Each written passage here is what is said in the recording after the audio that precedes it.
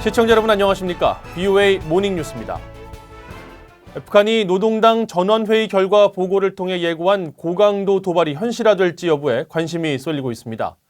섣부른 도발이 아니라 협상 대상인 미국의 상황과 도널드 트럼프 대통령의 정치적 여건을 이용하려 할 것이라는 분석이 나왔습니다. 첫 소식 박형주 기자가 보도합니다.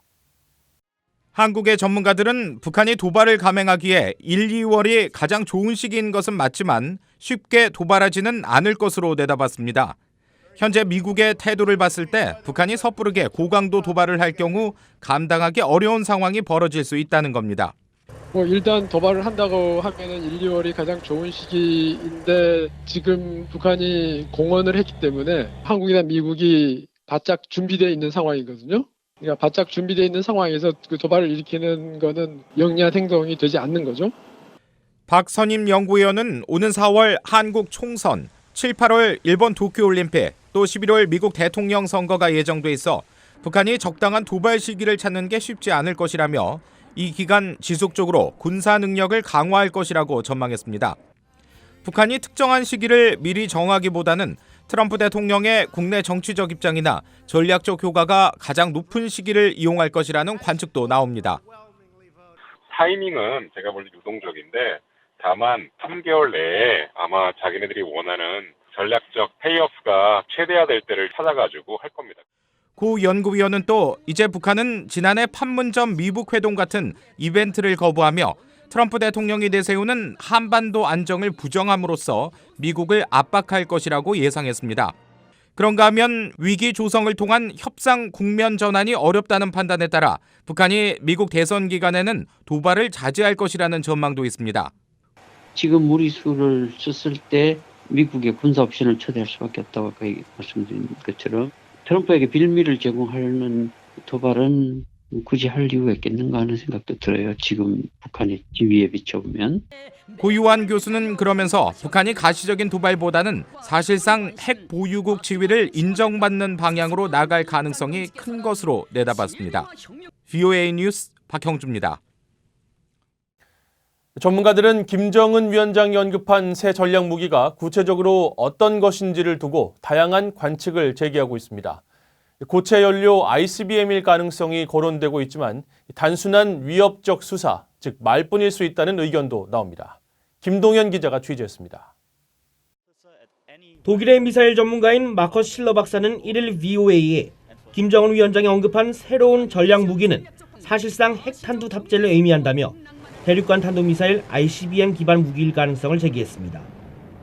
특히 핵 강국인 미국, 러시아, 중국 모두 고체 연료를 기반으로 하고 있기 때문에 이들 나라들과 동등한 역량을 보유했다고 선전하기 위해 고체 연료 기반 ICBM 역량 과시에 초점을 맞출 것으로 추정된다고 밝혔습니다.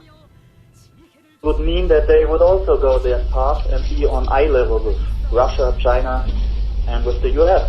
So that would send exactly the sign that they want. So I think we could see something like a solid-fueled ICBM launched from North Korea. 한미연합사 작전참모 출신인 데이빗 맥스웰 민주주의 수호재단 선임연구원은 가정할 수 있는 최악의 상황은 핵탄두 탑재 대륙간 탄도미사일의 태평양 상공 폭발이라고 말했습니다. 이는 실제 역량에 의문이 제기되어 온 대기권 재진입 기술 검증도 동반하는 것으로 만일 성공한다면 이른바 게임 체인저가 될 수 있다고 설명했습니다.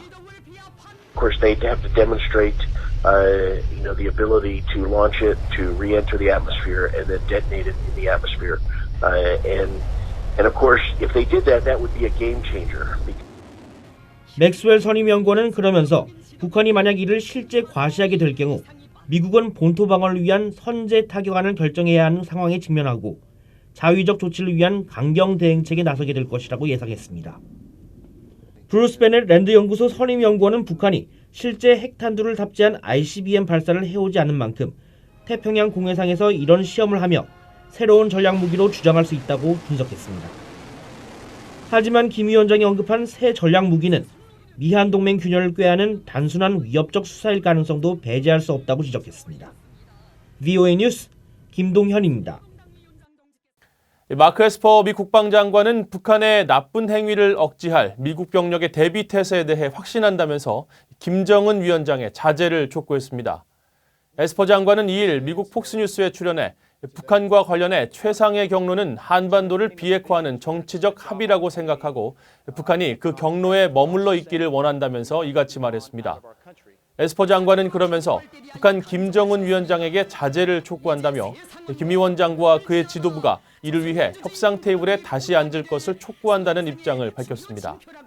앞서 김정은 위원장은 1일 공개된 노동당 전원회의 발언을 통해 새로운 전략 무기를 예고하며 핵과 대륙간 탄도미사일 ICBM 시험 재개를 시사했습니다. 스티븐 비건 국무부 대북특별대표와 이도훈 한국 외교부 한반도 평화교섭본부장이 1일 전화통화를 하고 최근 북한 동향에 대해 논의했습니다. 두 사람은 이날 전화통화에서 최근 북한 노동당 전원회의 보고 내용에 대해 의견을 교환하고 한반도 비핵화와 항구적 평화 구축을 위한 양국의 협력 방안을 논의한 것으로 전해졌습니다. 이 본부장은 이달 중 미국을 방문해 비건 대표 등과 만나 논의를 이어갈 계획인 것으로 알려졌습니다. 비건 대표는 지난 10월 말 국무부 부장관으로 지명됐고 지난달 19일 상원의 인준을 받아 앞으로 국무부 2인자로서 북한 문제를 이끌게 됩니다. 북한 김정은 위원장이 올해 경제적 난관을 자력갱생으로 돌파하겠다고 밝히면서 중국과 러시아의 역할이 다시금 주목되고 있습니다. 하지만 대북 제재 상황에서 중국과 러시아의 지원은 제한적일 수밖에 없고 대신 제재 허점을 이용한 거래가 늘 것이라고 전문가들은 전망했습니다. 김칸희 기자가 취재했습니다. 중국이나 러시아가 유엔 안보리 결의를 위반하지 않고 북한을 지원할 수 있는 방법은 관광이 대표적입니다. 시진핑 중국 국가주석은 지난해 6월 평양 방문 때 북한 경제를 돕겠다면서 유엔 결의와 무관한 관광 분야 협력 강화를 강조했습니다. 실제로 시 주석의 방북 이후 북한의 중국 관광객이 크게 늘었고 북한 고려항공은 지난해 중국 다롄과 진안, 마카오 행도선을 신설하거나 재개했습니다. 하지만 관광 수입만으로 북한의 경제난을 돌파하기에는 역부족이고 따라서 북중 밀무역 등 제재 구멍이 더 커질 것이라는 관측이 나옵니다. The more proactive the local governments are in supporting continuing meaningful, mutually beneficial economic interaction, I think is one of the ways in which they can find ways to sort of work around sanctions. 뱁슨 전 고문은 또 안보리 대북 결의에서 수출 금지 품목으로 지정된 북한산 물품이 중국에서 팔리고 있고 특히 북한산 석탄이 중국과 러시아로 밀수출되고 있는 점도 지적했습니다. 본국으로 송환된 북한 노동자들이 중국과 러시아의 편법으로 재취업할 가능성도 계속 지적됐습니다. But there are different ways to get a different visa and come back over for a short period of time in the interest of both countries to have those workers in Russia. It's hard to believe that they'll be completely stopped. 2017년 본격적인 대북 제재 이후 북한의 무역 규모는 최대 교역국인 중국을 중심으로 급격히 줄었습니다. 중국에서의 수입액은 최근 회복세를 보이고 있지만 북한의 대중국 수출은 90% 이상 감소해 2018년의 경우 적자액이 무려 20억 2천만 달러에 달했습니다. VOA 뉴스 김칸입니다. 한국의 국책연구기관인 통일연구원은 한반도 정세의 중대 고민은 올해 1, 2월이 될 것이라고 전망했습니다. 통일연구원은 2일 공개한 보고서를 통해 북한이 일단 우려했던 레드라인을 넘지 않았지만 한반도 정세를 적극 관리하지 않는다면 파국으로 치달을 수 있다고 경고하며 이같이 예상했습니다. 보고서는 또 미국과의 교착 상태가 길어질 수밖에 없는 지금 북한이 전원회의 보고에서 군사적 핵 억제력과 내부적 힘의 강화를 통한 응집력을 키우겠다는 의지를 밝힌 것으로 분석했습니다. 북한 여자 축구대표팀이 2020년 도쿄올림픽 여자축구 아시아 지역 최종 예선 참가를 포기했다고 아시아 축구연맹이 밝혔습니다. 아시아 축구연맹 AFC는 2일 BOA에 북한 축구협회가 2020 도쿄올림픽 여자축구 아시아 지역 최종 예선에 참가하지 않겠다는 공문을 보내왔으며 국제축구연맹 FIFA를 포함한 모든 관련 당사국들에게 북한의 불참을 공지했다고 전했습니다.